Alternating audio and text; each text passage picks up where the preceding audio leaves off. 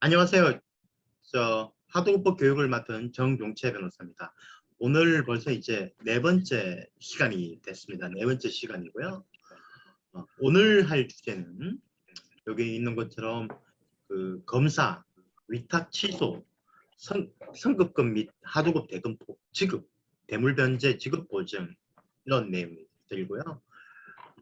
사실은 그 하도급법의 실체법과 관련한 것들은 사실 오늘 하고 내일까지 하면 거의 종료가 됩니다. 그 다음부터는 이제 조사, 절차, 그 다음에 제재, 그리고 그 다음에는 하도급법과 가장 유사한 사실상 교육을 보니까 거의 똑같은 그 상생협력법과의 비교, 다음에는 이제 하도급법과 건설산업기본법이라든가 이런 다른 법과의 비교, 그 다음에 기타적인 쟁점들에 대해서 설명을 하고 하면은 총 8번의 강의가 끝이 날 것 같습니다. 그래서 지금 이제 오늘도 하는 것들이 상당히 뭐 좀 어렵고 중요한 부분들이 많거든요. 그래서 한번 들어봐 주시기를 부탁드리고요. 그리고 참고로 제가 말씀을 드리면 그 제가 경기도하고 협의해서 여기서 찍은 그 강의 동영상을 제 유튜브에 올리고 있습니다. 그래서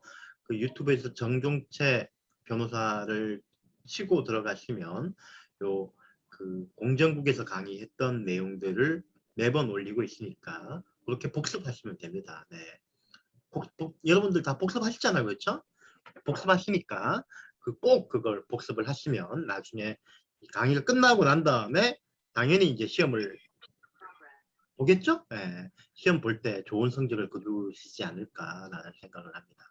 네. 시험 보는지 안 보는지 사실 몰라요. 그래서 저기 혹시 진짜 시험 보시는 걸로 알고 준비하시면은 안 되겠죠? 그냥 공부 열심히 하시라는 의미고요. 처음에 할 때 조금 집중적으로 하면 머리에 많이 기억이 남으니까 시간 되실 때 한 번 더 들어보시면 아주 좋으실 것 같다라는 생각이 듭니다. 계속 그러면 가겠습니다. 이제 요거는 그냥 하도급법의 체제인데요. 안 그래도 그때 말씀드린 것처럼 저희가 지금 어디까지 어제 했냐면 감액 여기까지 한 겁니다. 여기까지 했고 이제 오늘은 목적물을 검사해서 대금을 주는 단계, 이 대금 지급 관련한 부분들을 제가 모아놨던 거거든요. 그렇습니다. 그래서 검사 및 검사 결과의 통지 의무가 있고요. 그 다음에 물품 등 구매 강제 금지 있고, 그 다음에 부당 위탁 취소, 그 다음에 부당 반품. 다음으로 볼까요? 그 다음에 선급금을 지급해야 되는 의무, 하도급 대금을 지급하는 의무, 그 다음에 대물 변제 금지, 그 다음에 건설 하도급과 관련해서는 하도급 대금 보정 의무. 사실 이제 이거는 하도급 대금 보정 의무는 나중에 말씀드리겠지만 과거에는 저기 그 회사들 이 건설에만 위탁이 되는 거고요. 건설의 그 신용 등급과 관련한 게 있었습니다. 그래서 신용 등급이 높으면 그래서 사실은 메이저 일군 회사들 같은 경우에는 그 대금 지급 의무, 대금 지급 보정을 할 의무가 면제됐죠. 그런데 만약에 그 신용 등급이 떨어져 버리면 그러면 어떻게 해야 되느냐? 이미 신용 등급이 높아가지고 보정 의무가 면제됐을 때 하도급 계약을 체결했는데 신용 등급이 떨어져가지고 다시 보정 의무 대상이 됐음에도 불구하고 아직 공사가 안 끝났어요. 그럼 어떻게 되느냐? 그래서 이제 공정위는 그럼 과거에 했던 부분은 할 수 없으니까 다시 살아나지는 않는다라고 했는데 우리 법원에서는 아니다. 이 의미상 그 수급사업자의 대금 지급을 받게 하도록 하는 데 중심이 있기 때문에 엄격하게 해석해야 된다고 해가지고 살아난다. 과거에 안 해줬던 하도급 대금 하도급 대금 지급 보증도 아직 공사가 끝나가지고 대금 지급되지 않았다면 새로 해줘야 된다라고 판결을 했습니다. 이게 중요한 게 뭐냐면요. 건설해 보신 분들은 알겠지만 기본적으로 하도급 대금 지급 보증도 있지만 그 반대편은 뭐가 있을까요? 반대편은 뭐가 있냐면요. 수급사업자의 또 보증이 있어요. 사실은 수급사업자들은 근데 현실에서는 수급사업자들이 좀 더 작죠. 그러다 보니까 수급사업자들이 하도급 계약을 체결하고 승급금을 받고 또는 계약을 하다가 이행을 제대로 안 할 수가 있잖아요. 승급금 받고 승급금을 채우기도 전에 부도가 나버리거나 공사를 안 하는 경우도 있고 또는 뭐겠습니까? 또는 뭐냐면 또는 공사를 대충 하다 보니까 이행이 안 될, 공사 완공이 안 될 수도 있거든. 하다가 부도가 날 수도 있고. 이렇기 때문에 사실은 수급사업자들은 승급금을 받고 난 다음에 승급금 지급 보증을, 반환 지급 보증도 해줘야 되고요. 그 다음에 계약을 하면 계약 이행 보증보험도 보증도 해야 되죠. 그런데 이제 이 하도급 대금 지급 보증 의무와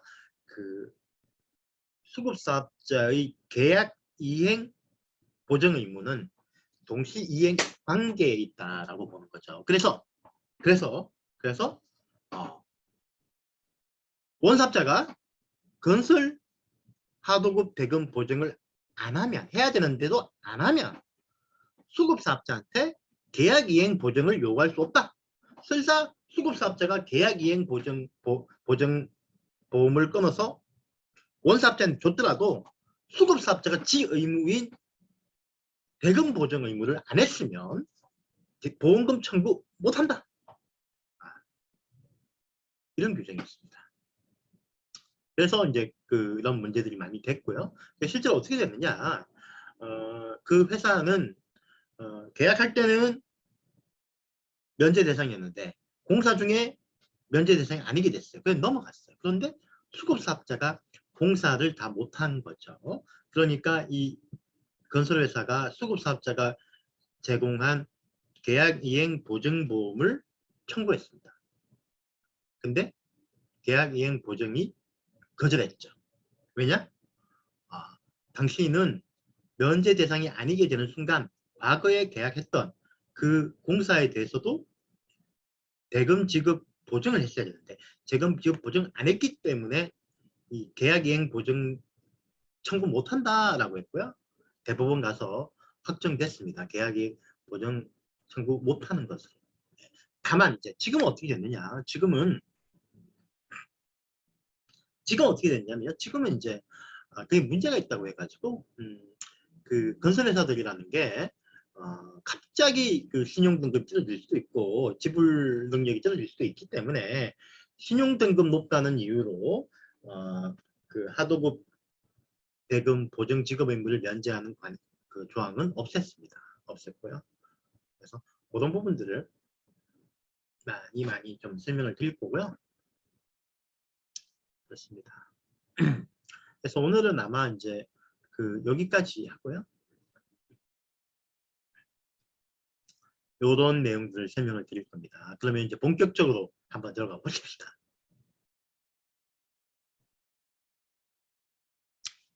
금사 의무죠. 이건 이제 상당히 실무에서는 조금 논란이 많은 부분이 있고요. 뭐냐면요. 하도급법을 먼저 딱 보면 나옵니다. 하도급법이 뭐라고 되어 있냐면 하도급법에서는 수급사업자가 납품 등을 한 목적물에 대한 검사 기준과 방법은 원사업자가 수급사업자가 협의해야 된다는 거죠. 원사업자 지 마음대로 정하고 이러면 안 된다 이 말입니다. 객관적이고 공정타당하게 정해야 된다는 원칙을 1항에서 말해놨고요. 2항은 검사 간주 조항입니다. 정당한 사유가 있는 경우를 제외하고는 수급사업자에게 목적물을 수령한 날로부터 10일 이내, 그러니까 완공한 날로부터 10일 이내 검사 결과를 수급사업자한테 서면으로 통지해야 됩니다. 서면으로 통지하고요. 만약에 이 기간에 통지하지 않았다라고 하면 그냥 검사에 합격한 걸로 보는 거죠. 다만 이제 용역위탁 중에 영무의 공급의 경우에는 영무의 공급은 사실은 이게 목적물 완성이라는 개념이 없거든요. 그러니까 노동력이니까 그 경우에는 그렇지 않다. 그러니까 결국은 중요한 거는 10일 이내 검사 결과를 통보하지 않으면 검사로 간주한다는 거죠. 검사가 완료돼야지만 하도급 대금 지급 의무가 생기는 겁니다. 그렇긴 하지만 10일 동안 검사하지 않으면 검사 완료가 되어버리는 거죠. 그리고 검사일로부터 60일이 아니고요. 목적물 수령일부터 60일 이내에 해야 됩니다. 이게 되게 중요한 파트죠.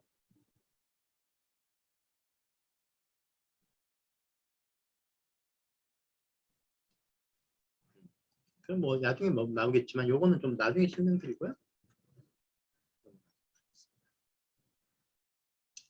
이거 하나 더 설명을 드리면, 그러면 여자가 여러 가지가 있죠. 예를 들면은 건설공사가 많죠. 건설공사에서는 준공검사라고 하는 거 있죠. 목적물 검수 조건에 뭐 준공이 있지만 사실은 그것도 편법입니다. 준공은 원사업자나 어쨌든 간에 애초에 건축 허가를 받은 쪽에서 받는 거고요. 수급사업자는 자기가 한 일을 맞춰가지고 주면 끝이에요. 그러면은 그날로부터 10일 이내 검사해가지고 원래 하도급 대금 줘야 됩니다. 그런데 이제 관행은 이제 검수가 돼야 된다고 하고 있지만, 원칙적으로는 검수를 가지고 특히 이제 전문건설 이 하도급의 경우에 검수를 가지고 이 검사 기준으로 삼는 것은 부적절할 수가 있습니다.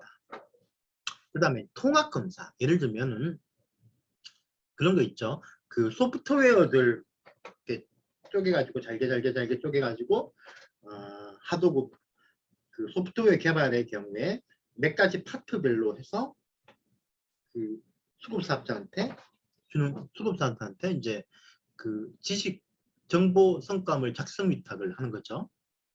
네, 하면은 이거를 나중에 받았어요. 하지만 이것만 가지고는 검수가 어렵다. 왜냐하면 통합검사, 다른 부분과 일체성과 컴패티빌리티, 그러니까 이게 호환성 검사를 해야 되기 때문에, 그러면은 이런 경우는 어떻게 하느냐, 그때는 검사의 기준과 방법을 협의해서 객관적이고 공정 타당하게 정하면 되는 거죠. 그럼 뭐 그 정도면 그 정도면 공정할 수 있거든요. 그런 것들은 처음에 하도급 계약서에서 반영하면 되고, 만약에 반영이 안 됐어, 그러면 원사업자한테 불리하게 작용합니다. 그러면 똑같이 원칙으로 들어가서 10일 이내 검사해야 됩니다. 그러니까 하도급 계약서를 쓸 때 이런 부분을 잘 원사업자가 써야 되겠죠. 만약에 쓰지 못하면 원사업자의 귀책 사유 잘못으로 불이익으로 귀속되는 거죠.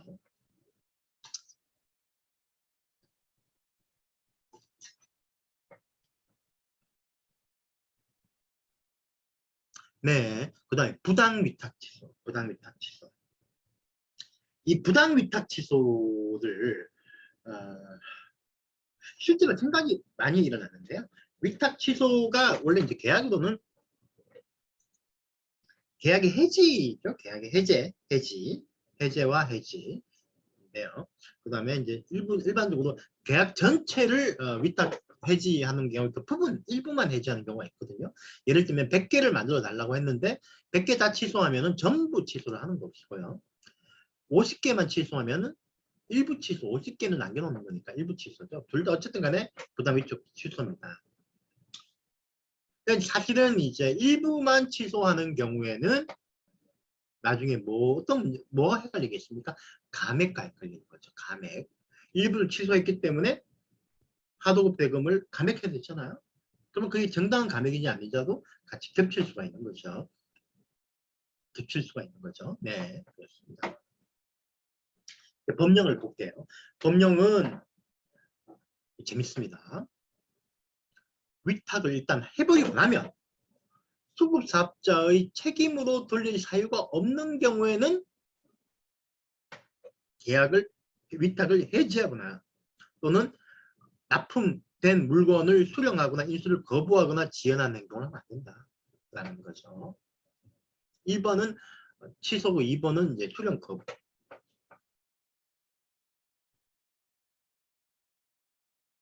수령이라 하면 사업자가 납품 등을 한 목적물을 받아 원사업자의 사실상 지배하에 두는 것을 얘기한다는 거고요. 이전이 곤란한 경우에는 검사를 시작한 때 수령한 걸로 보는 거죠. 이런 도급 계약의 특별법리라고 하거든요. 그 특별법리라고 합니다. 그런데 이게 이제 계약 해지의 제한이 있고요. 그 다음에 목적물 완성 후 계약 해제가 불가능하죠. 목적물 완성은 외형적, 기능적 완료가 되면 하자가 있더라도 이건 제가 좀 설명을 드리는데요. 부당한 이착 취소가 안 되려면 부당한 이착 취소가 안 되려면 어떻게 해야 되십니까? 취소할 수 있는 권한이 원사업자한테 있어야 돼요. 그 다음에 취소와 관련한 정당한 절차를 거쳐야 되죠. 이게 계약 해제입니다. 원래 계약 해제는 미리 정해진 사유에 따라서 해제권을 가지고 해제권 행사에 따른 계약 해제가 있고요. 합의 해제가 있습니다. 합의 해제는 양당 사자가 합의하는 경우죠. 합의 해제의 경우에는 이런 예를 들면은 여기다가 좀 써야겠는데요.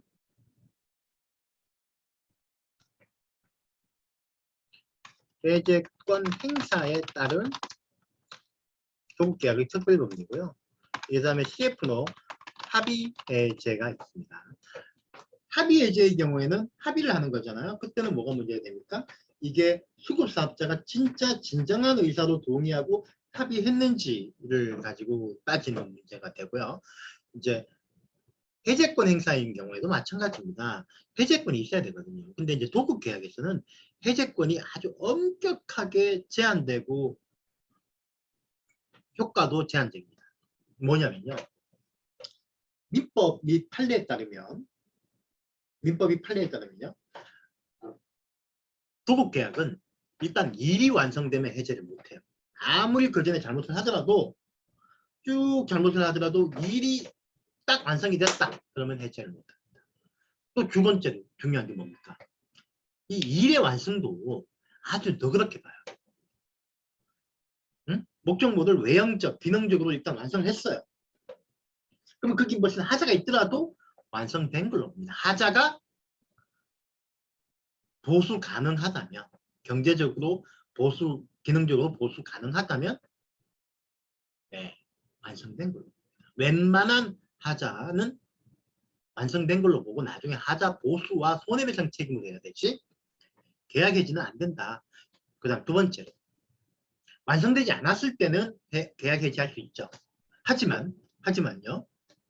이미 완성된 부분에 대해서는 계약 해제가 불가능하고요. 남아있는 부분에 대해서만 할 수 있죠. 그러니까 우리 건설공사에서 뭡니까?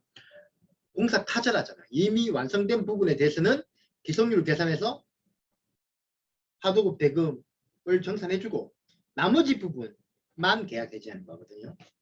이거는 도급계약 전체 다 적용되는 법리고 우리 대법원에 의하면 이 조항들은 모두 효력 조항이기 때문에 민사적으로 이와 다른 약정을 하더라도 무효다라고 보고 있습니다. 그러니까 만약에 위탁 취소를 하더라도 해제권이 없는데 위탁 취소하면 안 되죠. 예를 들면은 물건이 다 완성이 됐는데 옛날에 잘못된 그 뭐 수급사업자의 잘못을 들어가지고 해제하는 거. 이거 위탁 취소, 부당 위탁 취소. 두 번째는 수리 가능한 하자, 보수 가능한 하자를 이유로 위탁 취소하는 거. 이런 거. 세 번째는 이미 완성된 부분은 무조건 받아줘야 돼요. 나머지 부분만 하자. 그 다음 두 번째. 이거는 수령 거부나 지연 거부도 마찬가지입니다. 두 번째, 그러면 합의 해제. 합의 해제는 자유죠. 원사업자가 진짜 동의하면 해제할 수 있는 거죠. 다만 원사업자의 동의가 진정한 동의인지 가벌관계 감수성의 차원에서 따져봐야 된다라고 보고 있는 거죠. 이해되십니까? 그 가벌관계 감수성 입장에서 따져보려고 그러면 뭘 따져가야 될까요?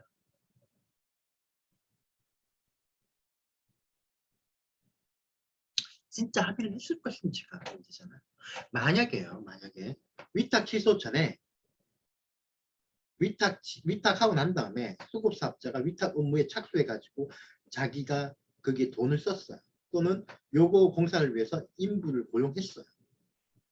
근데 그냥 우리 사정이 생겨가지고 더 이상 필요 없으니까 취소하자. 이러면은 잘 취소해 줄까요? 아니죠. 아니죠.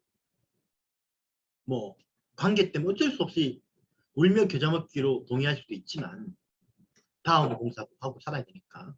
그렇지만 진짜 마음에서 우러나는 취소 동의를 하려고 그러면은 최소한 내가 투입한 비용이나 이런 거에 대해서는 보상받아야 되죠.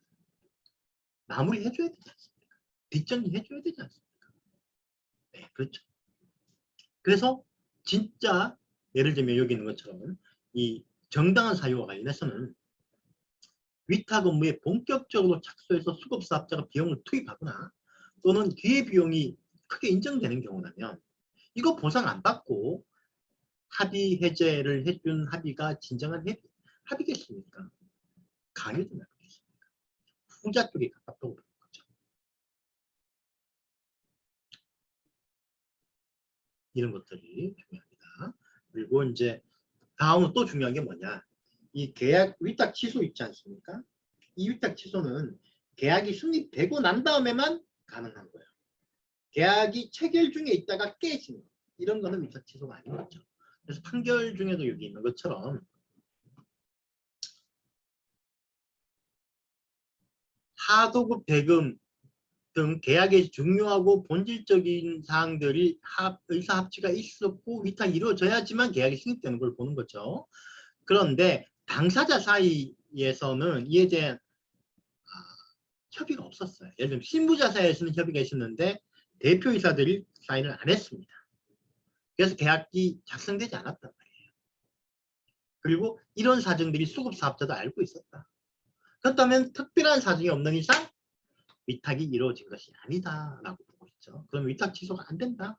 이때 만약에 수급사업자가 설레발 쳐가지고 본인이 먼저 이 일을 하고 싶은 마음에 그냥 못 박을 마음에 자기의 인부와 그 자원과 자원을 투입했어.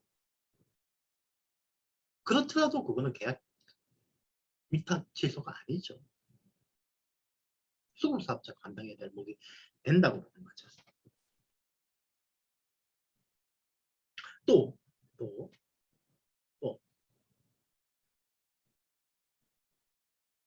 그런데 하나 좀 주의할 게 있습니다. 뭐냐면 우리가 이제 이 공사 현장에서요.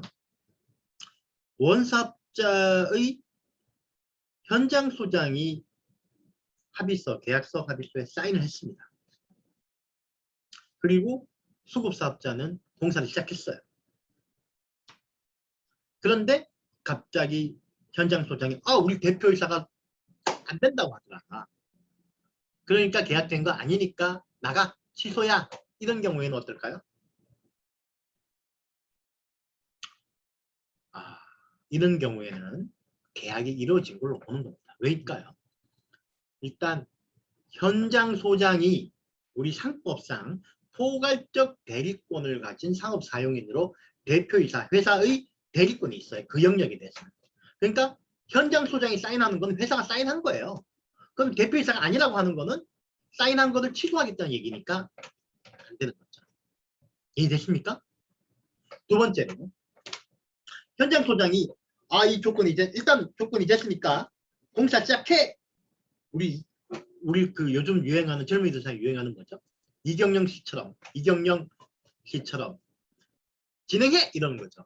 그래서 우리 수급사업자가 진행을 해서 공사를 시작했어요. 근데 갑자기 현장소장이 우리 사장님이 하지 말래. 우리 이사님이 하지 말라고 한다. 합의서도 없지 않느냐. 이때는 어떨까요? 이 위탁 취소입니다. 왜일까요? 우리 하도급법상 계약이 체결 안 됐더라도 수급사업자가 원사업자의 지시에 따라 수급사업자가 위탁 의무에 착수하면 위탁된 걸로 봐요. 계약이 성립되고 위탁된 걸로 보는 거거든요. 그럼 구두의 계약이 이루어진 걸로 보는 거죠. 이때 만약에 하도급 대금이 결정이 안 됐다 하더라도 된 걸로 보는 겁니다. 하도급 대금은 나중에 결정하기로 하고 하도급 계약 체결된 거예요. 이해되십니까? 중요합니다. 그래서 뭐 사실 계약 체결 전에 파기된 건 위탁 취소 아닙니다. 하지만 계약이 체결이 안 된 것인지를 볼 거는 엄격하게 꼼꼼하게 봐야 됩니다. 만약에 계약서는 없지만 수급사업자가 업무 착수에 지시했고 원사업자가 업무 착수에 지시했고 수급사업자가 그래서 일을 시작했다면 이거는 계약이 이루어진 걸로 보는 거죠. 독시적 계약. 계약 조건은 나중에 결정하기로 하는 조건부로 계약이 이루어진 걸로 보는 거고. 두 번째는 그렇지 않고 건설회사 같은 경우는 현장 소장이 바로 대표이사와 같은 권한을 갖고 있기 때문에 대표이사가 하고 합의가 된 거는 회사하고 합의된 겁니다. 나중에 대표이사가 아니고요. 현장 소장하고 합의된 거는 합의된 겁니다. 회사. 대표이사가 아니라고 부인하는 거는 그건 나중에 사후 취소다. 이 부분은 민법하고 관련이 있어가지고 어렵습니다. 그렇기 때문에 제가 설명한 걸 잘 이해를 하시면 되고요.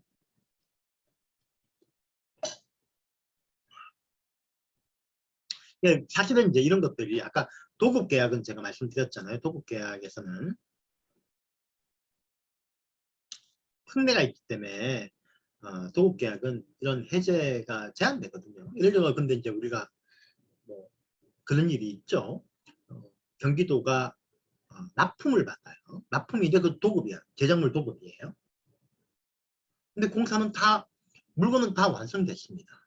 근데 이 사람들이 서류 조작, 검사와 관련해서 서류를 조작했네. 검사 결과를.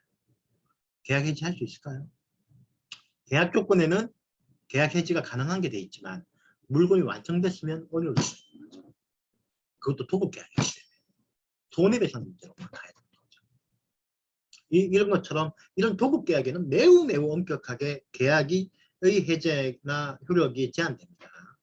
그렇기 때문에 위탁 취소가 이루어졌을 경우에 특별한 사정이 없는 이상 정당한 위탁 취소는 보기 힘들어요. 위탁 취소는 계약서에 있든 없든 간에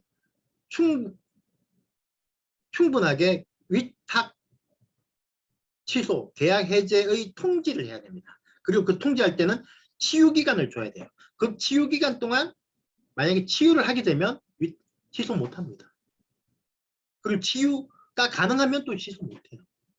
이런 절차를 거치지 않고 했다면 수급사업자가 아무리 잘못이 있더라도 이런 절차를 거치지 않은 것만 해도 해제가 무효가 됩니다.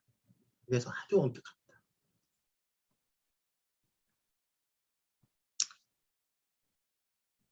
그랬어요.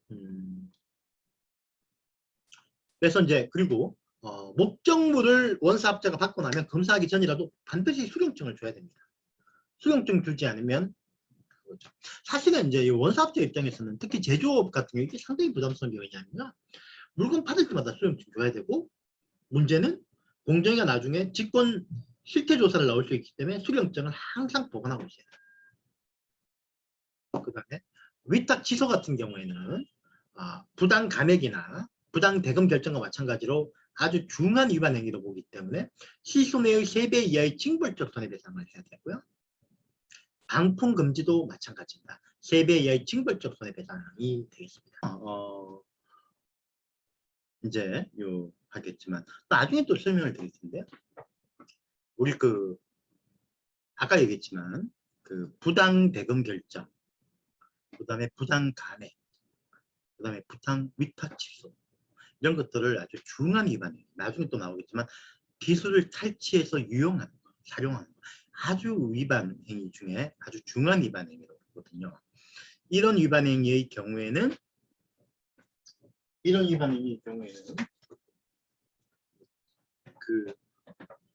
징벌적 손해배상이 이루어집니다. 징벌적 손해배상이라고 많이 들어보셨죠? 근데 징벌적 손해배상이 뭘까요? Punitive damage라고 하는 영어로 하는데요. 뭐냐면 사실은 우리가 이제 손해배상 책임을 지거나 뭐 형사벌을 하거나 그 행위에 대한 책임을 지잖아요. 그런데 법경제학에서는 우리 기업도 똑같은 이윤 극대화의 그 의사결정을 내리기 때문에 어떤 잘못을 할지 안 할지를 결정할 때 있어가지고 이 잘못을 했을 때 얻는 이익과 불이익, 경제적 상황과 잘못을 하지 않았을 때의 경제적 상황을 비교해서 이익이 되는 쪽으로 간다 이런 거죠. 그렇다면 뭘까요? 하도급법 위반 행위를 통해서도 하도급법을 지키면 요만큼 돈을 더 줘야 되는 겁니다. 근데 하도급법을 어기면 나중에 공정위에 잡혀가지고 또는 손해배상 책임을 받아가지고 손해배상도 해줘야 되고 공정위한테 과징금도 내야 되죠. 그런데 이 두 개를 합친 게 훨씬 작다면 어떻게 될까요? 일반적으로 작진 않죠. 왜 그럴까요? 적발돼서 위법하다고 판단을 받을 확률이 낮거든요. 잘 안 드러나잖아요. 그리고 공정에서 빠져나갈 구멍도 있고. 그렇기 때문에 잡힐 확률과 벌금액을 가지고 비교하는 거거든요. 손해액까지. 그래서 예를 들면 공정위의 처벌이 없다고 생각하면 손해배상만 있잖아요. 손해는 결국 이익이라고 보면 수급사업자가 손해배상 소송을 제기해서 자기가 소송에서 이겨야지 되는 거잖아요. 그러면 손해액 곱하기 P 손해액을 D라고 하면 P 확률 P와 D 곱하기 값 이게 바로 기대 손해배상액이거든요. 이거는 당연히 이익보다 작아요. 확률이 잡혀서 손해배상 청구를 당해가지고 배상해줄 가능성이 P는 1보다 작기 때문에. 그렇다면 어떻게 될까요? 데미지를 늘려야죠. 걸리면 작사를 내줘야지만 균형이 맞잖아요. 그래서 나온 게 징벌적 손해배상입니다. 한국은 어떨까요? 하도급법 행위에서 공정위의 제재가 금전적 제재는 크지 않습니다. 과징금 얼마 안 나와요. 요즘은 대기업들 같은 경우에 좀 겁내는 게 뭘까요? 벌점 맞아가지고 입찰 참가 자격 제한 처분 받는 거 겁을 냅니다. 하지만 어쨌든 과징금은 겁을 별로 안 내요. 솔직히 얼마 안 됩니다. 손해배상? 손해배상 당하는 확률도 낮고요. 하더라도 법원에서 수급사업자가 질 가능성은 높지 않습니다. 이길 가능성은 그렇게 높지 않아요. 그러니까 아예 특정한 위반 행위의 경우에는 징벌적 손해배상을 해야지만 기업들이 겁을 내겠다. 그래서 기업들의 행동을 교정시킬 수 있겠다라는 게 징벌적 손해배상이죠. 한국에서 사실 하도급법 위반에 대해서 처벌을 그렇게 많이 안 받거든요. 그런데 우리 판사들은 어떻게 하느냐. 이런 법이 만들어졌음에도 불구하고 판사들은 일단 첫 번째로 징벌적 손해배상을 인정하는 경우가 별로 없어요. 위탁 취소든 부당 감액이든 배금 결정이든 간에 일반적으로는 징벌적 손해배상을 안 해줍니다. 징벌적 손해배상이 되기 위해서는 이런 행위 중에서도 아주 질이 나빠야 된다라고 보고 있어요. 악성이 커야지만 된다. 그 악성에 대해서는 손해배상 청구를 하는 원고가 증명해라. 일반적으로 악성 인정 안 됩니다. 사실은 우리 입법자들은 모든 그 하도급법 위반 행위에 대해서 징벌적 손해배상이라고 한 게 아니잖아요. 특정한 유형에 대해서는 징벌적 손해배상이 가능하다고 했거든요. 그 얘기는 사실은 이런 유형이 해당되면 기본적으로 악성이 크기 때문에 징벌적 손해배상으로 가야 된다라고 보고 있는 건데 우리 법원은 그럼에도 불구하고 악성에 대해서 추가 입증을 요구하고 있는 거죠. 징벌적 손해배상을 아주 엄격하게 인정하려고 하는 거죠. 두 번째는 악성이 인정되더라도 배수 실손에다가 몇 배를 보상시킬 것이냐. 3배니까 실손에 플러스 2배까지 더 줄 수 있는 거잖아요. 우리 법원 판사들은 그렇게까지 안 봅니다. 배수에 대해서도 매우 인색해요. 인색. 거의 징벌적 손해배상이 이루어진 판결이 별로 없고요. 딱 하나 몇 개 있었는데 그 중에 그게 배수가 1.5배, 그러니까 징벌이 50%, 0.5배의 징벌을 인정했습니다. 왜 그럴까? 왜 그럴까? 사실 우리 판사들이 되게 어떤 사람들이죠, 보통? 머리가 좋은 사람들입니다. 머리 좋고 모범생들이었고 엘리트고 되게 머리가 이성적이고 착하고 객관적이죠. 그래서 수급사업자한테 잘못이 있다고 하는 거죠. 이걸 왜 이렇게까지 당하느냐? 당신이 거부할 수 있는 거 아니냐? 합의해놓고 왜 그러느냐? 이런 이유가 많은 거죠. 그러니까 징벌적 손해배상을 해주기가 본인들이 그렇게 악성이 큰 행위를 인정하기가 쉽지 않은 거죠. 두 번째는요. 두 번째는 또 뭐냐면 우리는 기본적으로 미국하고 달리 독일법을 일본을 거쳐가지고 받아봤어요. 특히 민법, 민사소송 민법은요. 그래서 손해는 실손해배상이 그냥 기본입니다. 그래서 한국 사람들은, 한국 법조인들은, 특히 판사들, 실손해를 넘어서 손해 피해자한테 주게 되면 피해자한테 윈드폴이라고 하죠. 하늘에서 뭐가 툭 떨어진 횡재가 생기는 것도 되는 건데 이 횡재도 정의의 관념에 부합하지 않는다라고 보고 있어요.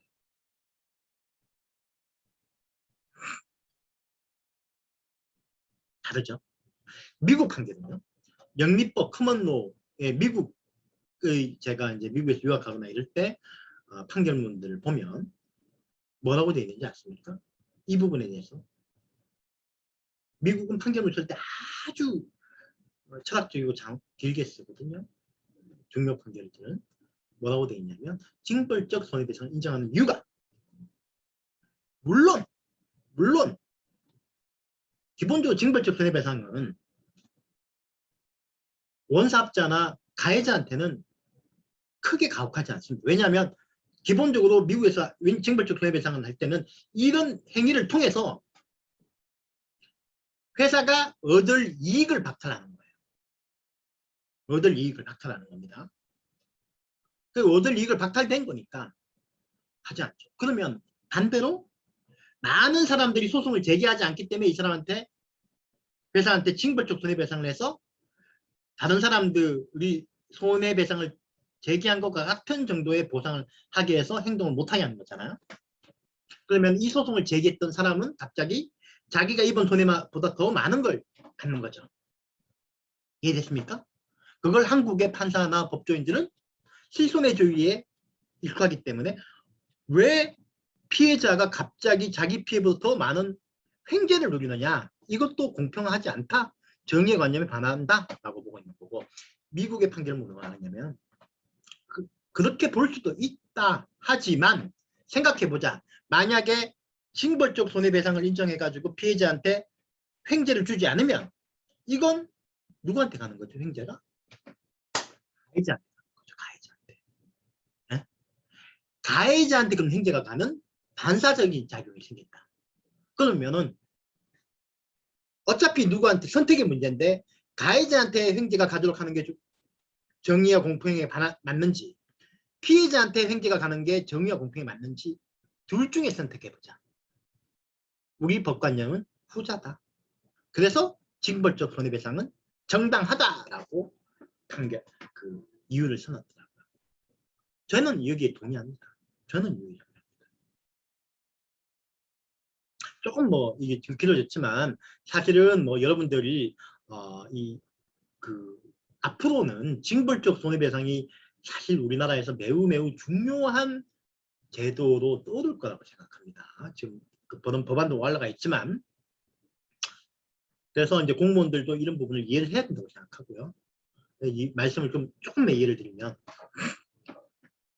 징벌적 손해배상에서 원리를 가장 제가 설명을 드릴 때 많이 드는 이유가 뭐냐면요. 10년 전에 맥도날드 커피 사건이라고 있었습니다. 미국에서. 한 사람이, 저 같은 직장인이겠죠? 아침에 가가지고 맥도날드에서 맥커피를 시켰습니다. 기억하시는지 모르겠는데 매우 뜨겁게 나왔죠. 그걸 그냥 바로 받자마자 원샷 드링킹 해버리면 어떻게 될까요? 혓바닥이 다 딥니다. 이 사람도 시간이 없었는데 받자마자 그냥 원샷 드링킹을 해가지고 혓바닥이 바짝 띄어버린 거죠. 이 사람이 너무 화가 났어요. 아니, 응? 아니 그 커피를 파는 사람들은 소비자를 보호할, 고객을 보호할 의무가 있잖아요. 그렇다면 커피를 충분히 식혀가지고 줬어야 되는 거 아니냐. 아니면 최소한 지금 바로 드시면 쇳바닥이 날아갑니다 라고 경고를 해야 되는 거 아니냐. 근데 맥도날드는 그걸 안 했다. 그래서 손해배상 청구 소송을 하고 징벌적 손해배상을 청구합니다. 우리나라 그럼 근데 미국에서 이 사람이 이겼어요. 근데 손해배상액이 얼마가 나왔을까요? 제 기억에는 400만 불이 나왔어요. 400만 불. 400만 불 이상이 나왔는데 이 사람한테 배상되는 400만 불. 나머지 금액들은 뭐라고 판결했냐면 예를 들면 1000만 불이 나왔다고 생각하죠. 400만 불은 피해자가 주고 나머지 600만 불은 기금을 만들어서 맥도날드에서 혓바닥이 딘 사람들을 치료해주는 기금을 만들어라. 뭐 이렇게 나온 겁니다. 판사가. 근데 이 돈 1000만 불이 어떻게 계산됐을까요? 이 사람의 혓바닥이 1000만 불은 아니에요. 이 사람이 뭐 유명한 아나운서도 아니고요.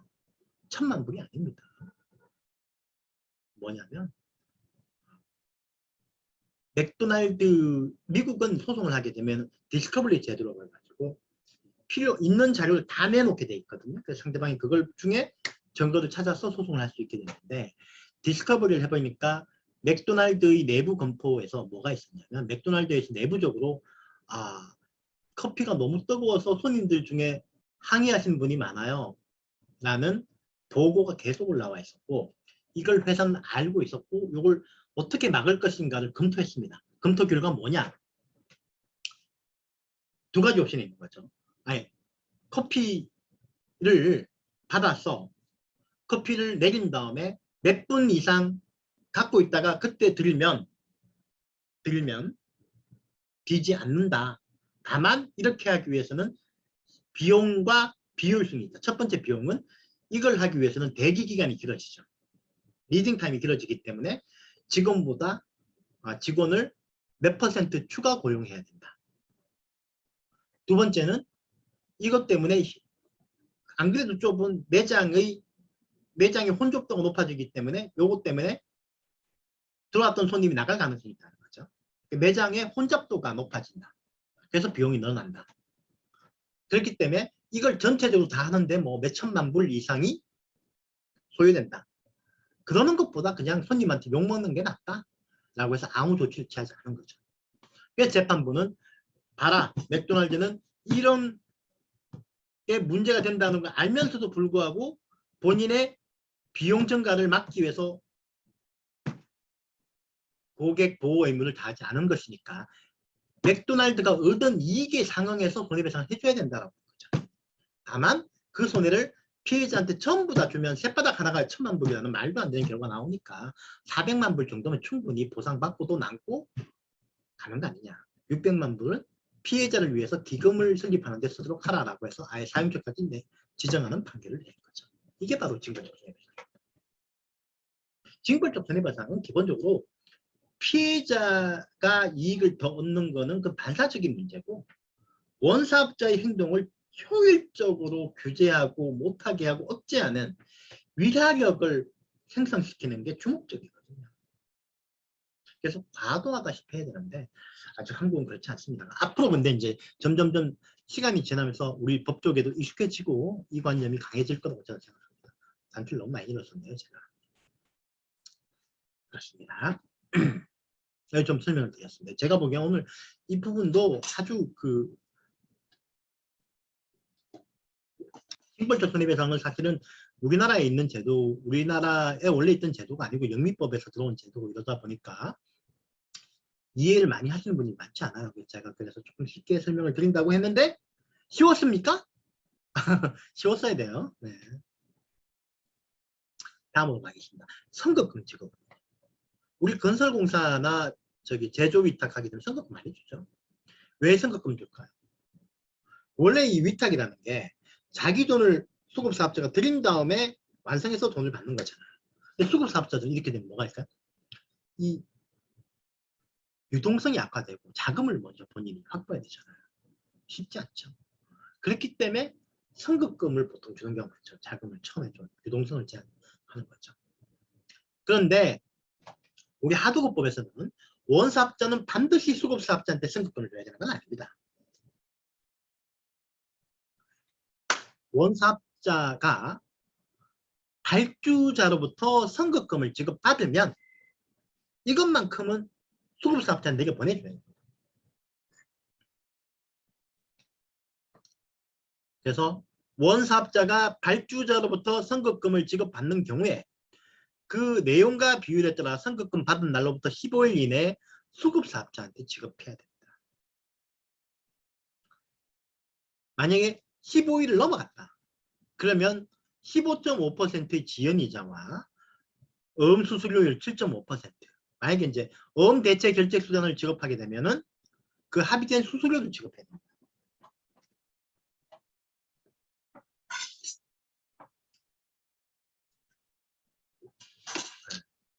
오늘 조금 조금 그렇긴 한데 미안합니다. 오늘 상태가 조금 안 좋네요. 선급금은 그럼 뭐냐? 선급금은 중요한 게 뭐냐면 우리 판례는 하도급 대금의 일부라고. 하도급 대금을 먼저 지급해 놓은 거죠. 그러면 하도급 대금을 그걸로 깔면 되겠죠? 예를 들면 이번 공사를 하는데 매월 기성을 10%씩 하기로 했습니다. 10개월 동안 100억 공사예요. 그러면 한 달에 10억의 기성금이 나오죠. 근데 선급금을 30%를 줬습니다. 선급금이 하도급 대금의 일부니까 그러면 첫 달, 둘째 달, 셋째 달까지의 기성분은 선급금으로 가름할 수 있겠죠. 네, 그렇겠죠. 그런데 생각해 보십시오. 그렇게 하면 되겠습니까? 안 되겠습니까? 하면 수급사업자가 너무 힘들잖아요. 선급금은 그래서 우리 판결은 뭐라고 하냐면 선급금은 개별 기성에 대한 게 아니고 전체 공사에 대한 거니까 전체 공사 기간에 안분해서 고르게 충당해야 된다고 했어요. 그래서 30%잖아요. 100억에 30억이니까 그러면 매월 기성 중에 30%만 충당하는 거죠. 그럼 어떻게 될까요? 첫 번째 달은 10억 중에 7억은 기성금 현금으로 주고 나머지 3억은 선급금에서 까는 거죠. 그럼 선급금 중에 남아있는 건 얼마가 되죠? 17억. 그 다음 달은 또 7억 받고 7억을 까니까 14억 이렇게 까 나가야 된다고 보는 거예요. 네, 여기서 만약에 선급금 비율보다 더 많이 빨리 공제를 시키고 까간다. 예를 들면 아까 10억에 10억에 3억, 그러니까 100억에 30억을 선급금으로 줬는데 내 기성보다 10%, 30%가 아니라 60%씩 간다면 그런 것도 하도급 위반이 될 수 있다. 그래서 표준 하도급 계약서에서는 기성금 지급 시 기성금 중 선급금 지급 비율만큼만 공제하도록 하고 있어요. 그거보다 더 초과해서 하는 거는 반드시 부당 특약으로 볼 건 아니지만 부당 특약이 될 가능성이 크겠죠. 그리고 부당 특약이면 이걸 위반해서 미지급한 금액은 미지급이 되는 겁니다.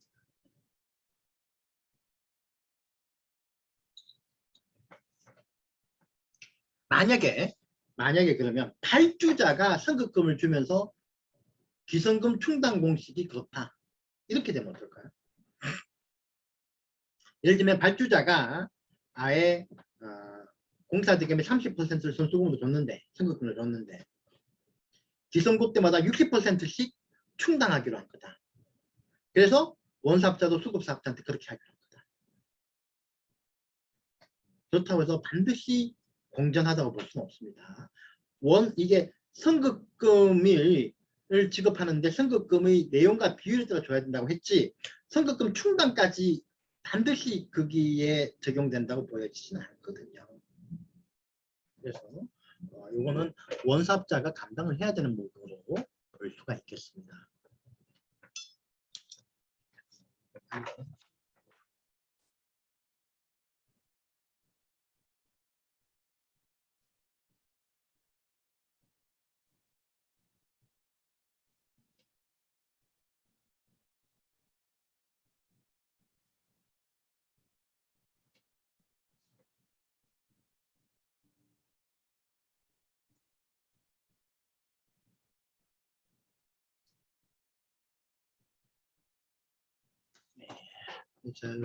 요거는 제가 조금 체크를 해놓고 나중에 책 같은 거 개정할 때 반영을 좀 하려고요.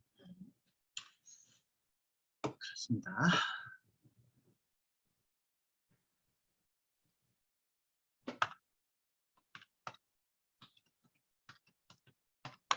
이렇게 돼 있고요. 또 하나 더 쓸 건 뭐냐면 발주자가 선급금을 지급 비율보다 과하다.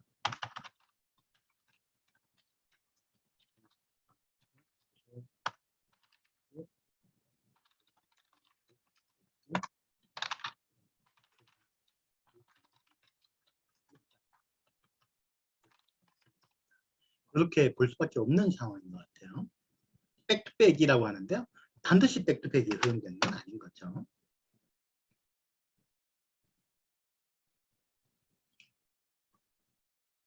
이게 선급금입니다. 선급금이고요. 그 다음에 또 중요한 거, 아까 선급금 15일 이내 줘야 되잖아요. 근데 선급금을 그냥 주면 수급사업자가 나중에 선급금만 받고 공사를 다 안 해서 나중에 선급금을 돌려받아야 되거든요. 왜냐하면 선급금이라는 게 전체 공사에 대해서 줬잖아요. 아까 얘기했지만 30억을 준 다음에 매월 3억씩 까나가야 되는데 한 5개월 하다가 수급사업자가 더 이상 공사 못하겠다고 하고 나자빠져요. 그럼 공사 타질해야 되죠. 그러면 원사업자는 수급사업자한테 선급금 중에 얼마를 돌려받아야 되죠? 이미 공제 안 되고 남아있는 선급금인 15억을 돌려받아야 되거든요. 근데 만약에 수급사업자가 돈이 없으면, 수급사업자들은 돈 없는 경우 참 많죠. 공사가 중간에 포기하는 경우는 대부분 수급사업자가 자금이 없는 경우예요. 왜 이럴 수 있을까라고 생각하지만 사실은 공설공사라는 게 수급사업자가 여기저기에서 공사를 몇 개를 진행하거든요. 그러니까 여기 돈 받은 걸만 가지고 여기를 처리하는 게 아니고 돈을 돌린단 말이에요. 근데 몇 개 공사에서 돈이 묶여버리면 사실은 이 공사에서 또 돈을 못 구해서 공사를 못하게 되는 거죠. 그러면 당연히 선급금 줄 때 보정장치로 선급금 지급 보정을 요구합니다. 원사업자는. 그리고 선급금 지급 의무와 수급사업자의 선급금 지급 보정서 제출 의무는 동시 이행관계라고 보는 거죠. 그래서 수급사업자가 선급금 지급 보정 정서를 주지 않으면 원사업자는 선급금을 안 줄 수도 있어요. 그리고 원사업자가 선급금 지급 보정서를 달라라고 요청했는데 수급사업자가 몇 개 줬어요. 그럼 그 날짜는 지연으로 안 보는 겁니다. 이 범위예요. 그래서 원사업자가 수급사업자한테 선급금 지급 보정서 제출을 요구한 날로부터 보증서를 제출한 날까지 일자 기간은 지연 날짜에서 공제한다. 그래서 지연이자가 아니다. 4번 선급금을 지급하지 않기로 하는 부당약 특약이고 이거는 민사적으로 무효로 생각된다. 왜냐하면 선급금 지급 의무 같은 거는 이건 중요하지 않습니다. 사회기관으로 무효로 본다는 게 띄울게요. 이건 너무 복잡하고요. 이런 것까지 여러분들이 아실 필요는 전혀 없습니다.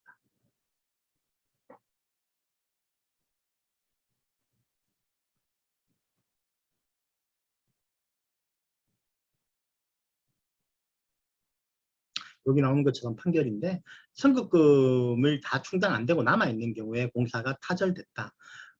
하도급 계약이 중도 해제되는 사유로 미정산 선급금 반환 사유가 발생하면 상계 의사표시가 없더라도 그동안의 기성고에 해당하는 공사대금 등 미지급금은 선급금으로 당연 충당되고 도급인은 나머지 공사대금에 한해서만 지급할 의무를 부담한다. 왜 이런 표현들이 나올까요? 이건 사실은 이런 문제가 되면 수급사업자의 다른 채권자들이 여기저기에다가 선급금 반환 채권에 대해서 가압류를 해버리거든요. 제가 한번 해볼까요? 아까 얘기했지만 대급공사에서 30억 선급금을 줬고요. 10개월 동안 공사가 진행되는데 매월 10억씩 기성이 발생합니다. 5월까지 일하고 6월 말 다 됐는데 갑자기 수급사업자가 공사 못하면서 공사 철수해버렸습니다. 계약 해지를 했어요. 하고 난 다음에 수급사업자의 채권자가 원사업자한테 선급금 선급금이 아니에요. 기성금 줄 거 있는 거 우리가 가압류를 하겠다라고 했죠. 예를 들면 6월 말이라 가지고 한 달 동안 한 기성을 따져보니까 10억은 아니고 8억 정도가 됐어요. 그럼 8억을 가압류한 게 되느냐? 어떻게 해야 되느냐? 이때 그렇지 않다. 이걸 만약에 가압류해서 그 사람한테 돈을 주게 되면 우리 원사업자는 본인은 그래도 또 선급금을 반환해 줘야 되지 않습니까? 그래서 아예 그냥 두 개를 까버리는 거예요. 상계의사 표시가 없더라도 할 수 있다. 자동으로 깐다.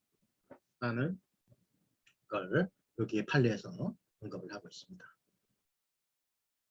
그 다음에 하도급 배급 지급 의무로 넘어갈게요. 요거는 아까 얘기했지만 사실 이거에 대해서는 우리 그 중견기업도 여기 보호가 된다고 얘기했잖아요. 중견기업이 이 매출 3천억, 자산이나 매출 3천억 이하의 중소기업이 2조 원 이하의 중소기업하고 거래하는 경우라든가, 일반적으로 중소기업이 상호 출자 제한 기업 집단 10조 이하의 계열회사하고 거래하는 경우에는 요 법의 적용은 여기에 보호는 받습니다. 요 보호는 받고요. 그래서 여기 보면은 하도급 대금은 목적물 수령일로부터 60일 또는 60일 계약상 지급일 중 빠른 날 또는 발주자로부터 지급받은 날로부터 15일 이내에 반드시 해야 돼요. 예를 들면 계약서에는 목적물 수령일로부터 30일 이내에 지급한다라고 계약서가 돼 있어요. 근데 이 사람은 발주자로부터 목적물 수령일로부터 15일 안에 돈을 받았어요. 그럼 언제 줘야 됩니까? 계약상 지급기일 오기 전에 본인이 받은 날로부터 15일 이내에 돈을 줘야 되고, 그걸 넘어가게 되면 15.5%의 지연이자를 내는 거죠. 근데 만약에 계약서상 목적물 수령일로부터 70일 후에 대금을 지급한다라고 되어 있으면요, 그러면 60일이 넘어가게 되면 지연이자가 발생하는 걸로 보는 거죠. 그 다음에 지연이자는 똑같이 15.5%고요. 할인율은 7.5%, 대체 지급수단은 약정이자율입니다. 그런데 이 약정수수료인데요. 만약에 음으로 지급하는 경우에도 하도급 대금 지급으로 보는 거예요. 그래서 할인료를 지급하는 거는요. 음으로 지급하고 만기 때 기간 동안은, 그러니까 음으로 예를 들면 목적물 수령일로부터 10일 후에 음을 지급했고 만기는 30일이야. 그러면 30일 동안 7.5%의 할인료를 같이 줘야 됩니다. 그런데 목적물 수령일로부터 10일 후에 을 줬고 만기가 들어보세요. 3개월이에요. 그럼 어떻게 되죠? 원래 목적물 수령일부터 60일 이내는 반드시 돈을 줘야 되지 않습니까? 근데 만기는 그보다도 훨씬 더 뒤죠. 그래서 이런 경우에는 교부일로부터 60일까지는 7.5% 아직은 문제가 아니에요. 7.5%의 할인료를 줘야 되고요. 60일이 지나가지고 만기 때까지 실제 현금 받는 날까지는 15.5%의 지연이자를 지급하도록 하고 있습니다. 이건 너무 기술적이니까 그런 규정이 있는지 그거 나중에 찾아보시면 되고요. 어쨌든 지연이자를 지급하지 않기로 하는 합의가 민사적으로 어떻게 하냐, 뭐 부당특약이고, 그래서 판결은 계약상 지연이자를 하도급법상 지연이자보다 낮게 개최했더라도 하도급법은 지연이자를 청구할 수 있다는 게 판결입니다. 그 다음에 하도급 대금 미지급 시 부가가치세에도 지연이자를 가산해야 된다고 민사 판결은 보고 있는데, 요건 저는 동의하지 않는데 판결만 기억하시면 되겠죠. 그 다음에 원사업자는 수급사업자로부터 하도급 대금 받으면서 현금 결제 비율이나 어업 만기일 있잖아요. 수급사업자한테 할 때는 자기가 적용받은 현금 결제 비용보다 훨씬 더 현금을 높여줘야 됩니다. 최소한 그건 줘야 되고요. 어업 만기일도 본인이 받은 어음보다 낮은 만기로 줘야 됩니다. 중견기업에 대해서 정리되는 말씀을 드렸고요.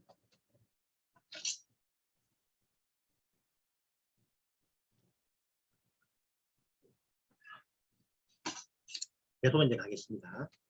이거는 이제 아버는 현실적으로 이런 문제 너무 많이 생겨요. 진짜 많이 생깁니다.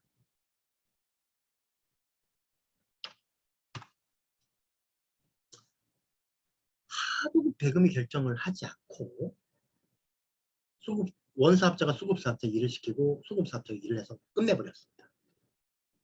그러면 당연히 수급사업자는 돈 달라고 하겠죠. 얼마 달라고 하고요. 본인이 얼마 들었으니까 실제 투입 비용에다 이윤을 얹어주세요 라고 청구할 거고요. 원사업자는 어떻게 할까요? 너무 많다. 못 준다. 딱 이거보다는 이건 인정 못한다. 그렇게 합의가 안 되면 수급사업자가 원사업자는 수급자한테 돈 안 주겠죠. 돈 좀 바보잖아요. 돈 주면은 일부라도 돈을 안 줍니다. 협상력을 위해서. 그래서 이때 수급사업자가 견디다 못해 공정거래위원회에다가 하도급 대금 미지급으로 신고를 하면 공정거래위원회는 어떻게 판단할까요? 일단 하도급 대금이 결정이 안 됐다는 얘기는 계약서를 안 썼다는 얘기와 똑같은 겁니다. 계약서를 썼더라도 불완전 계약서를 썼기 때문에 하도급법상 4조 위반, 서면 교부 의무 위반이에요. 그거만 인정합니다. 서면 교부 의무 위반의 경우에는 하도급 대금 미지급하는 거는 이거는 미지급인지 아닌지 모르겠다라고 봅니다. 공정위가. 이게 진짜 잘못된 거고 저는 동의하지 않습니다. 잘못된 법 해석이에요. 근데 공정거래위원회는 아니 하도급 대금이 얼마인지 알아야지 주죠. 이렇게 항변을 하거든요. 수급 원사업자가. 근데 공정위는 맞네. 이해된다. 이렇게. 이게 뭡니까 이게. 이 사실은 이게 가장 나쁜 행동이거든요. 이 원사업자가 자기 억울하도 항변하는 거예요. 아니 돈을 주고 싶은데 얼마인지 정해주세요. 주죠. 이게 뭐 조세호입니까? 조세호? 억울의 아이콘 조세호입니까? 조세호는 김홍국 씨가 뭐라고 했습니까? 안재욱이 결혼식 너 왜 안 왔어? 이러니까 조세호 씨가 뭐라고 했죠? 알아야 가죠. 알아야 가죠.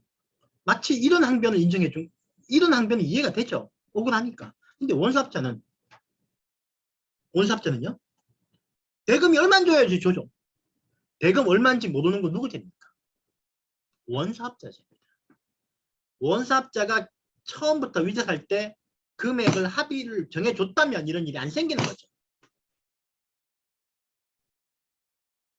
그럼 수급사업자가 이게 실제 비용이니까 달라고 하면은 실제 비용인지 아닌지를 검토해보고 실제 비용만큼 주면 그만입니다. 근데 그걸 안 하는 거예요. 그러면은 여기에서 하는 원사업자의 항변은 들을 가치가 없는 겁니다. 조세호가 얘기하는 억울한 항변. 안재욱이 결혼식을 하는지 알아야 가죠. 안재욱을 알아야지 제가 결혼식을 가죠. 이거는 이해가 되잖아요. 어? 근데 하도급 대금이 얼마인지 알아야지 주죠. 정해지지도 않는데 정하지 않은 건 지 잘못이거든요. 지 잘못이거든요. 근데 공장이 이걸 인정해줘요. 그럼 어떻게 됩니까? 남아있는 거는 서면미교부. 서면미교부는 사실은 한 5년 전에는 서면미교부가 매우 중대한 위반 행위이기 때문에 그걸로만 해도 과징금 부과처분이 됐습니다. 지금은 과징금 부과처분 대상에서 빠졌어요. 필수적인 과징금 부과 요건에서 빠져버렸습니다. 그럼 어떻게 될까요? 경미한 위반입니다.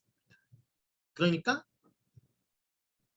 원사업자들이 그래서 심지어는 경고처분이 나옵니다. 경고처분. 아무것도 아니죠. 경고처분. 수급사업자는 보상을 못 받는 거죠. 구제를 못 받습니다. 민사소송하면 되지 않느냐라고 하지만 민사소송의 기간이 1년, 2년이 걸려요. 그동안 수급사업자는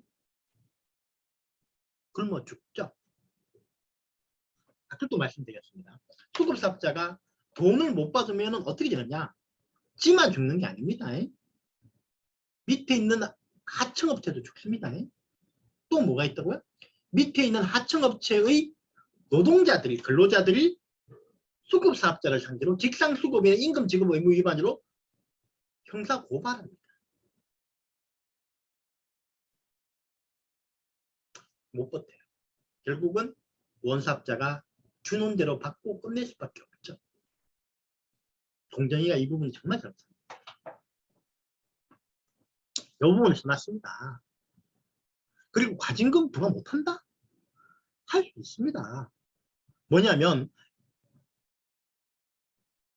계약서 미작성 시 실제 발생한 기준을 금액으로 과징금 부과하도록 돼 있잖아요. 그럼 실제 발생한 금액은 점거조사를 통해서 할 수 있죠. 안 되면 감정하면 되는 거죠. 그래서 감정과 관련해서는 반드시 우리 법에서 공정위가 할 수 있도록 근거 규정을 명확하게 두고 그 다음에 예산도 개정해야 될 것 같아요.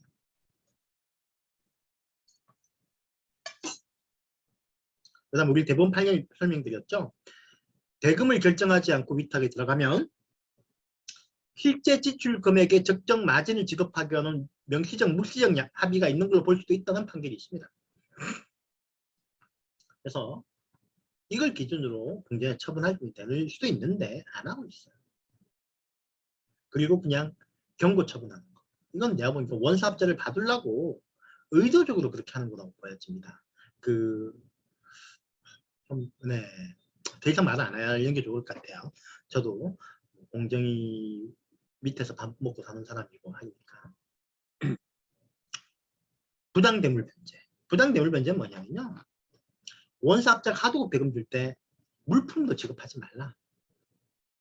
다만 원사업자가 부도나는 경우라든가 이런 경우에는 할 수 없이 이런 경우는 예외적으로 인정해 주겠다. 근데 그거 아니면 주지 마라. 근데 과거에는 어땠냐면요. 원사업자는 수급사업자의 의사에 반하여 하도급 대금을 물건으로 주면 안 된다라고 돼 있었습니다.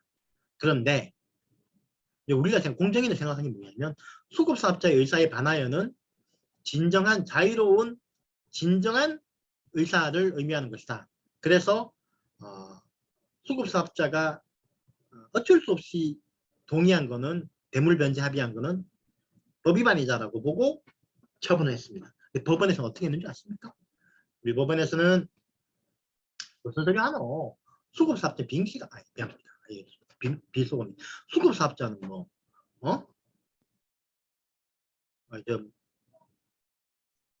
바보가 수급사업자가 동의했으면 인정해야 된다. 그래서 사측자치원칙상 수급사업자 의사에 반한 걸로 볼 수 없다. 라고 판결해서 다 줄줄이 처분 취소가 돼버린 거죠. 그래서 우리 공정위는 아예 수급사업자의 의사에 반하를 뺐습니다. 그래서 지금부터는 물건으로 지급하는 거는 아무리 좋은 물건이라도 안 된다 이 말입니다.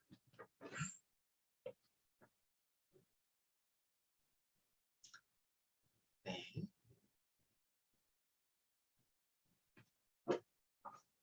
옛날에 이런 일 참 많았어요. 특히 이제 금융위기 터지고 난 다음에 갑자기 또 아파트가 폭락을 했거든요. 그때 짓던 그 도곡동 타워팰리스 그 하청업체들 공사대금 못 받고 아파트로 억지로 대물 변제 받은 회사도 많습니다. 그래가지고 그 사람들이 공사대금을 충당 못해서 얼마나 고생한 줄 알아요. 그래 부도 나고 이랬거든요. 네.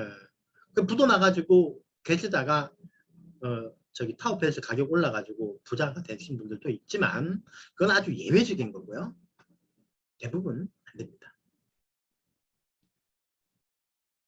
그 다음에 대금에 미치지 못하는 금액으로 대물 변제하는 경우에는 대금의 시가를 산정해 가지고 시가 미달하는 부분은 미지급으로 본다는 판결도 있습니다.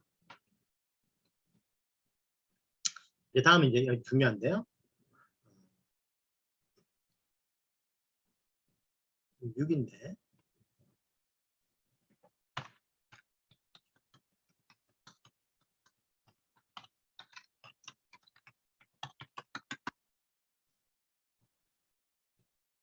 하도급 대금 지급 보증임이죠. 뭐냐면 건설 위탁을 할 때 원사업자는 계약 체결일로부터 30일 이내 수급사업자한테 공사 대금을 보증해야 됩니다. 그리고 수급사업자는 원사업자한테 계약 금액이 10%에 해당하는 금액 상당의 계약 이행 보증을 해야 돼요. 이 양자는 동시 이행 관계입니다.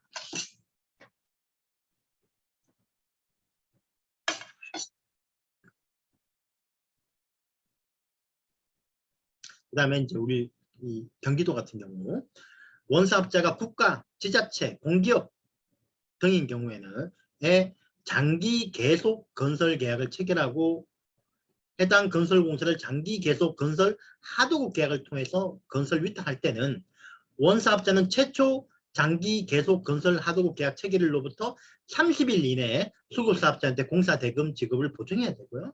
수급사업자는 원사업자한테 10%에 해당하는 금액으로 계약 이행을 보증해야 된다라는 그 공공기관 운영에 관한 법률 또는 저기에 있습니다.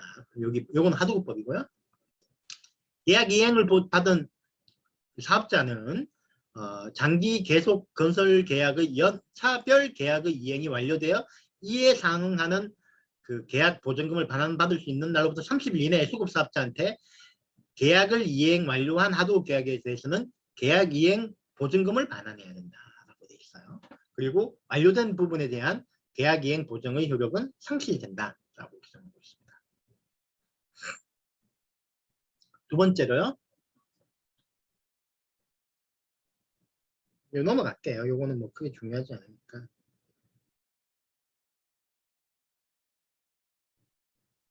넘어갈게요.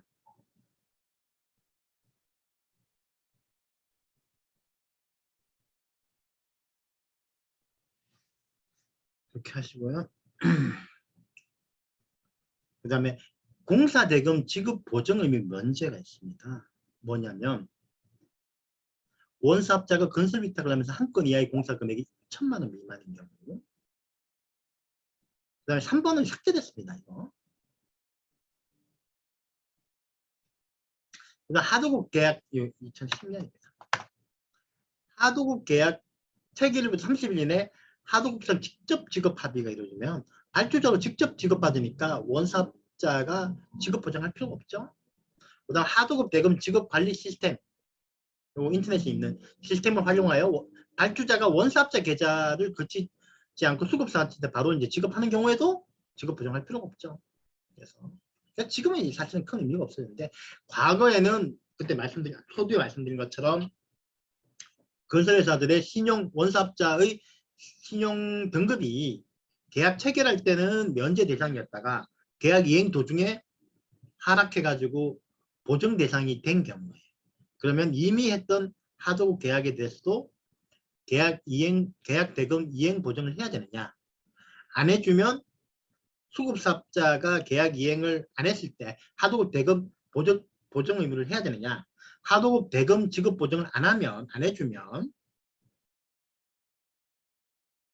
수급사업자의 계약 이행 보증금을 청구 못하느냐에 대해서 논란이 많았고 사실은 공정거래위원회의 지침이나 입장은 할 수 있다. 이미 계약할 때 면제 대상이었으면 계약 이행 도중에 면제 대상이 아니라 하더라도 지급 보증 의무가 살아나지는 않는다라고 봤는데 우리 법원에서는 아니다, 살아난다라고 봤거든요. 그래서 공정위가 졌죠. 원사업자가 졌습니다.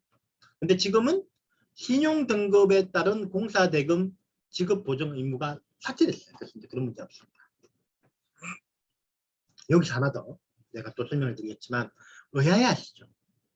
공정거래위원회의 지침에, 고시 내부 지침에 계약 체결 당시에는 보정의무 면제 대상이었다가 계약 이행 도중에 면제 대상이 아니라고 됐을 때 이미 체결한 계약에 대해서는 대금 보정 의무 할 필요 없다라고 하는 지침이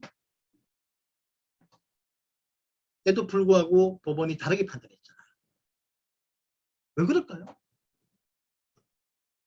네, 뭐냐면 공정거래위원회의 하도급 공정화 지침은 내부 기준에 불과해서 법규가 아니라고 보거든요.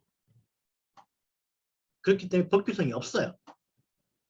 그래서 법원은 그와 다른 해석을 할 수 있습니다. 법을. 그러면 그 내부 지침을 위반해가지고 행정처분을 하면 어떻게 될까요? 또 그거 역시도 잘못될 수 있는 거죠. 뭐냐면 우리가 행정법 하실 때 들어봤는지 모르겠지만 조리라는 게 있죠. 행정행위는 조리에 따라야 됩니다. 조리에는 단금은 행정의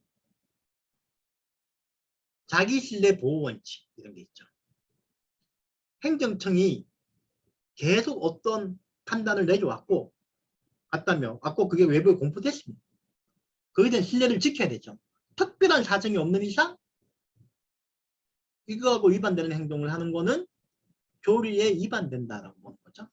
지침에 대해서는 거기에 대해서 행정청의 어떤 지침을 위반하는 것은 행정청의 자기신뢰 보호원칙 위반으로 볼 수가 있는 거죠. 방금.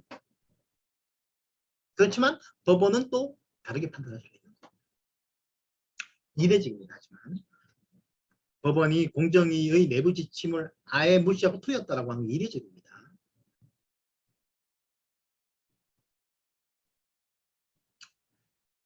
그래서 제가 말씀드리면 이제 이 하도급도 많은 건데요. 하도급법에는 여러 가지 고시와 지침이 있는데 고시와 지침들이 보통은 공정거래위원회의 고시로 결정이 되죠. 이건 뭐 사실상 특별한 사정이 없는 이상 그 장관 부령으로 보면 되는 거고요.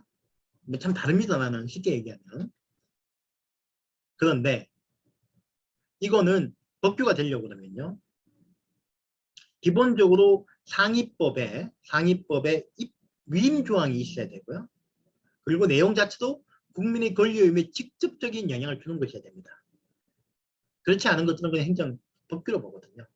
행정 규칙으로 보거든요. 법규가 아니라고 보는 거죠.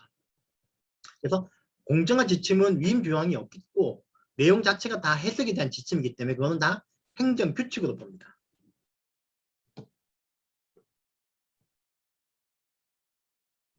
그 다음에 수급사업자의 계약 이행 보증 의무와의 관계는 동시이행입니다. 말씀드린 것처럼 수급사업자는 원사업자한테 10%의 계약 이행을 보증할 의무가 있고 이거는 원사업자의 공사대금 보증 의무와 동시 이행 관계에 있습니다. 그래서 하나가 안 하면 다른 건 할 필요가 없어요.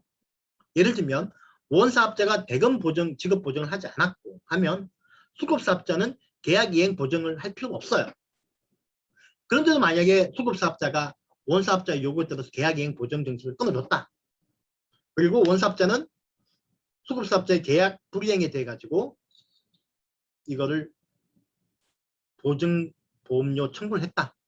청구 못하게 돼 있고요. 지급 거절 사유가 됩니다. 지급하면 보증회사가 잘못한 게 되는 거죠.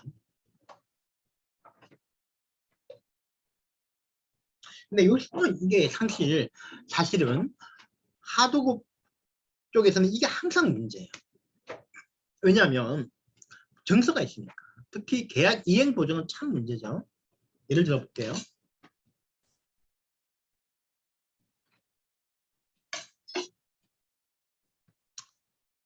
건설 현장에서 중요 기계, 뭐 예를 들면 시스템 에어컨 제작 설치 도급 계약을 A가 B한테 줬습니다. B가 그래서 에어컨을 다 제작했어요. 그래서 이렇게 하시죠. 20억 계약이고요. 20억. 그 중에 1.5억 원 에어컨 제작 금액이고 5억 원이 설치 금액으로 약정을 했어요. 제작을 다 했는데 설치하려고 하니까 자기가 원래 설치는 하청을 주려고 했거든요. 근데 설치 쪽에서 이 건물의 뭐 구조 뭐 이런 것상 설치 금액이 10억이 된다고 해요. 그래서 B는 이거 설치가 안 되겠다 싶어가지고 A한테 설치 10억, 5억으로 돼 있는데 10억으로 올려주지 않으면 나 설치 못합니다 라고 배를 쬐어요.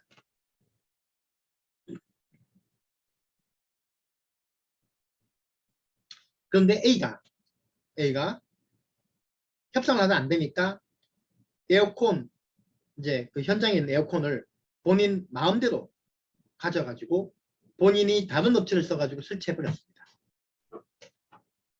그리고 계약 이행 보증 증서를 청구했어요. 10억이니까 2억 원이겠죠. 이랬을 때 이 보증 증서가 이 보증 청구가 효력이 있을까요? 만약에 원사업자 A가 처음에 공사 이행 보증을 안 했다면 청구 못 하겠죠. 보통 이런 거는 이제 시설과 관련한 전문 건설 회사입니다. B는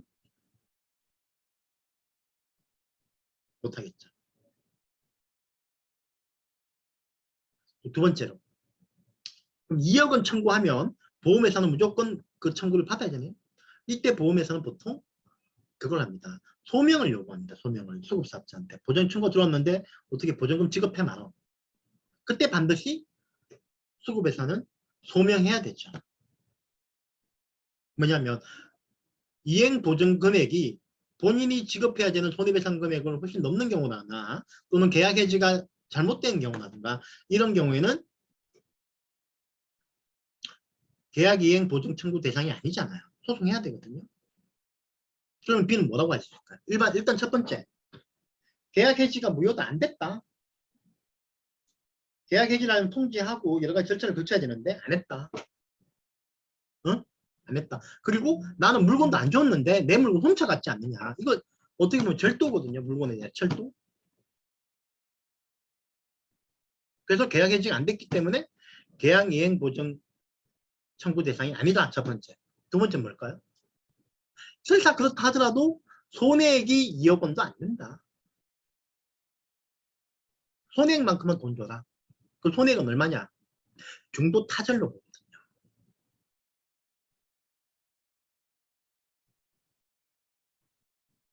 중도 타절로 보고 그 손해액만 청구할 수 있는. 손해액이 2억이 되는지 안 되는지도 기속률 따져보고 다 해봐야 되는 거죠.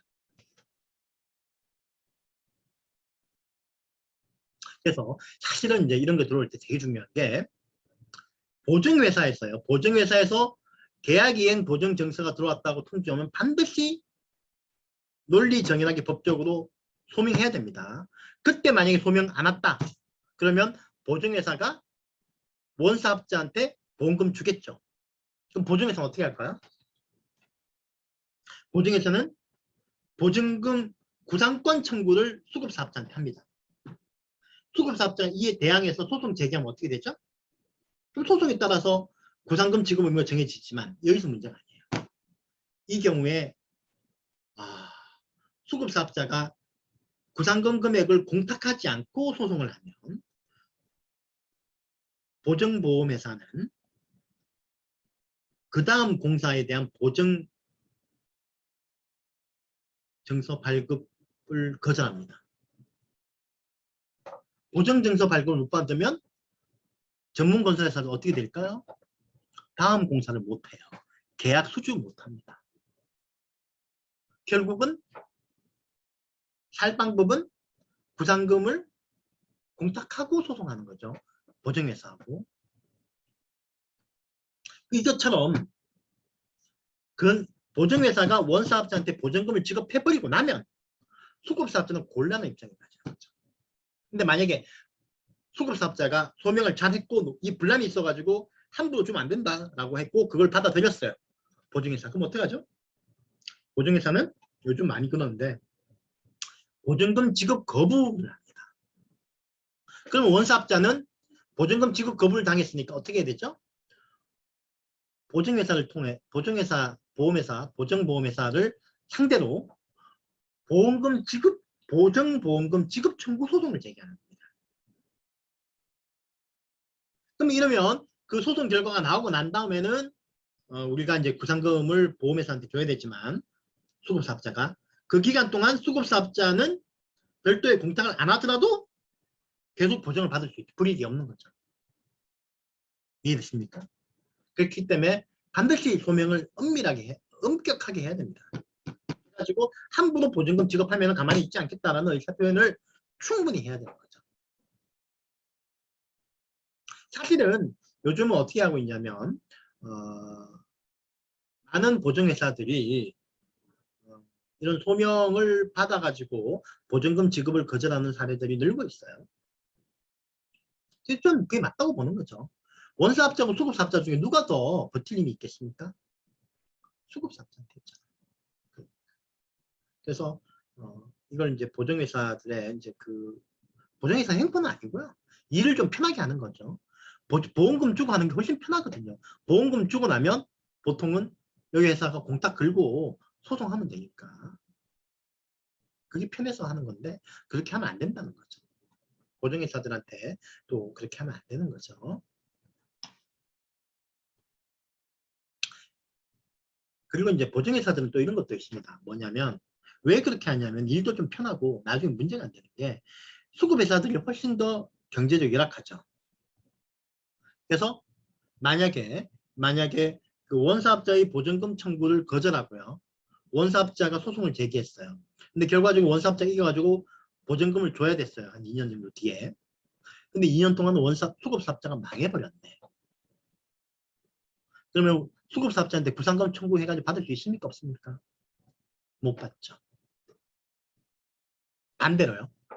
반대로 원사업자의 보증금 청구에 대해서 보증금을 지급했어요. 그리고 수급사업자한테 소송을 제기합니다. 보상금 청구를. 수급사업자가 보증증서를 받으려고 공탁을 했어요. 결국은 졌어. 보증회사가요. 그러면 수급사업자한테는 돈을 못 받죠? 그 대신 어떻게 되죠? 보험금 받은 원사업자한테 보험금 환수해야 되죠. 근데 만약에 원사업자가 망했으면 보험금 환수가 안 되겠죠. 이해되십니까? 둘 다 그렇다는 거죠. 그런데 원사업자하고 수급사업자 중에 누가 망할 가능성이 클까요? 원사업자들 중에 작은 회사 많지만 원사업자들 중에 대기업들 망할 가능성이 거의 없고 수급사업자가 많죠. 그러니까 보험금 청구 대상이 대기업이고 피보험자가 중소기업이면 보험금 청구를 받아주고 이 수급사업자하고 소송하는 것을 선택하는 게 보험회사 입장 인지상정이겠죠. 그래서 이런 부분에 대해서는 약간 행정적으로 좀 지도가 있어야 될 것 같아요. 저는 함부로 그렇게 하지 마라. 그 다음에 이제 내국 신용장 개설 의무와 이제 관세 지급 의무인데요. 조항을 보시면 원사업자가 수출하는 물품을 수입급 사업자한테 제조 위탁하거나 용역 위탁하면 그리고 원사업자가 수출할 때 이제 내국 신용장을 받잖아요. 그걸로 이제 금융을 해서 물건 만든 값을 금융으로 땡길 수 있거든요. 이 내국 신용장을 잘라가지고 수급 사업자한테도 내국 신용장을 개설할 수 있도록 해줘라. 그 수급 사업자도 이거 마치 선거금과 비슷한 거예요.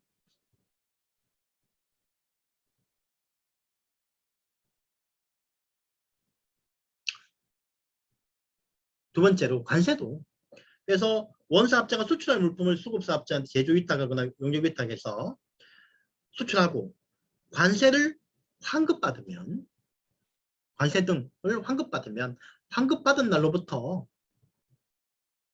수급사업자한테도 환급해줘라. 15일 이내로. 원래 환급해줄 의무가 있는데 15일 이내로 해줘라. 안 그러면 그보다 늦으면 지연이자 내라 라는 거죠.